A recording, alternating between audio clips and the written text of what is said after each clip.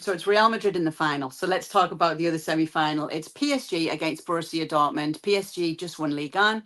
They are still in the chase for another 3 trophies as well. It could be a quadruple for them this year. In this edition of the Champions League, what makes this squad different to previous years? Luis Enrique finally can make his impact, right? I mean, in years past, we've seen it. I think, there's so many great managers that were in charge of that. I think you almost had to tiptoe around the big stars. I'm not saying that Luis Enrique couldn't have done that, but obviously we've seen what he's done with Mbappe from time to time. But I think it's a little bit easier. I think he's developed young players. It's always kind of maybe easier to change tact if you're PSG, to kind of admit that maybe you want PSG to be a massive club organically, utilizing the younger players and developing the players that are sponges. Luis Enrique is one of those managers, right? Like Pep Guardiola, in my opinion, like Mikel Arteta, like Jurgen Klopp, that they kind of want to say, listen, if you listen to what I have to tell you, you will get better, right? And if every player does that, right? If you look at a squad of any team, but PSG in particular, if you look at Ousmane Dembele, who's been an issue for so many managers and many different clubs, right? If you look at Zaire Emery, if you look at Vitinha, if you look at what he's done with Fabian Ruiz, who I thought was absolutely outstanding. I remember commentating under 21 Euro Championship for Spain. I think he was the best player of the tournament. Then you saw him in Napoli, how he's gotten better. He's lost his ways a little bit, right? And he's developing him late in the season. So if every player just gets better by 1%, which I think Luis Enrique guarantees, if you are willing to be that sort of a sponge, if you want to listen, you're talking, 11%. That's a massive improvement for a whole team. So, I just think it's Lucho not tiptoeing around. I think the club finally saying, okay, we're going to do it differently. We're not going to have you deal with Messi, Mbappe, and Neymar. Mbappe is here, and I think he's dealt with him perfectly so far. Elaborate on that, please, Janusz, because that is a good point, isn't it? It seems that he's not afraid to do what he wants to do within reason, Luis Enrique with Mbappe. Well, I think he's smart.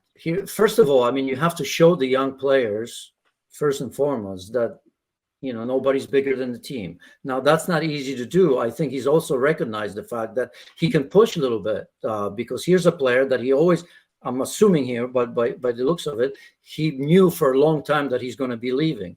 But he also knew how much PSG means to Kylian Mbappe, how much Kylian Mbappe means to the supporters, and how much it means for him in his club or in his city in Paris where he grew up, how much it means to leave as a top, he's always going to leave as a top player, but as a big winner. So when you know a player is going to go, when you Luis Enrique, you're fine with that, because what can you do with that? He's going to go. It's easier to push those buttons because even if Mbappe kind of takes that, hey, I'll show you, then I think there's a part of him that says, nah, I need to do it for myself, for the club, and for the city. Why are PSG flying under the radar somewhat? Because they are a little bit, aren't they? Obviously, we've seen the amazing feats that Leverkusen have been achieving this season. That's been one of the big stories. The Premier League title race, of course. I feel even people have talked more about Inter, who've obviously won their domestic league as well this season. They have been about PSG. Why is that? Because because they're not favorite. They weren't favorites in our eyes, because we don't see. It's easy to have a go at PSG because of their ownership, right? So now when you buy the biggest stars, right away for us, you have to win it. Otherwise, you're a failure. Good, better, indifferent, whatever that may be, but that's our nature. But because the PSG is not that sort of a club anymore, we kind of forgot about them, because we just assume that PSG can be good because they don't have those big names, right?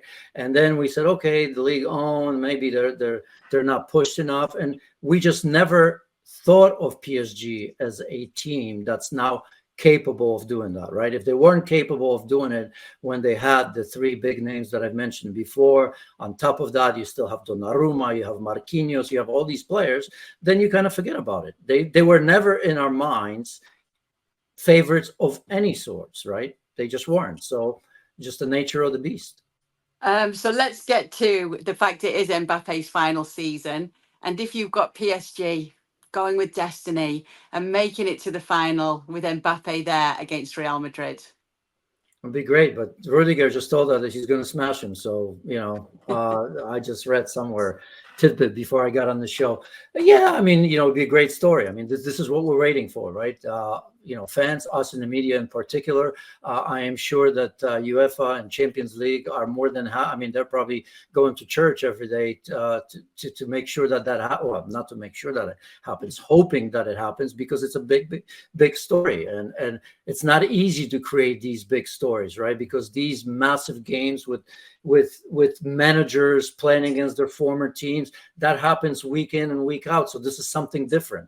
This is arguably the best player in the world right now, perhaps because it's not for going to Real Madrid, and he may meet them in the final. So I think it's a wonderful story if it happens, but I am sure that Bayern Munich and Borussia Dortmund, the two German clubs, by the way, German football with their revival, may have something to say about that.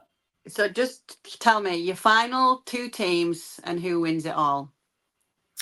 Yeah, I'm going to go with that narrative because I just think that at some stage when you predict these things, the little that we know here, you have to go with the talent. I know that talent doesn't always win, but at this stage of the season, when you're fighting for the biggest trophy in Europe, I'd like to have that sort of a talent. And I think that at this stage, for me, Real Madrid and PSG would meet in the final, and Real Madrid will win it.